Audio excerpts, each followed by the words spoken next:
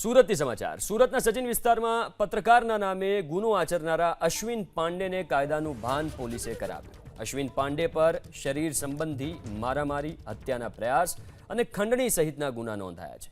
સચિન વિસ્તારમાં અશ્વિન પાંડે ગણેશ નામના વ્યક્તિ પર કાચની બોટલ મારીને ઇજાગ્રસ્ત કર્યો હતો। ગુનાને અંજામ આપીને આરોપી અશ્વિન પાંડે ફરાર થઈ ગયો હતો।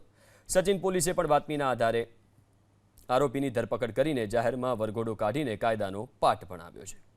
आप જોઈ શકો છો પાછળ ઉભેલા આરોપી અશ્વિન પાંડે જે પોતાને એક પત્રકાર તરીકેના બધી જગ્યાએ ઓળખ આપતા હોય, પરંતુ ખરેખર તેના ગુનાહિત ઇતિહાસ ધરાવે છે અને આના એ જ પ્રકારના પ્રવૃત્તિ ચાલુ હોય અને જે કહેવાય કે ભાઈ પત્રકાર વર્ગને પણ ક્યાંક ને ક્યાંક જે કહેવાય બદનામી અપાવે એવા કાર્યથી અંદર સંડોવાયેલા છે।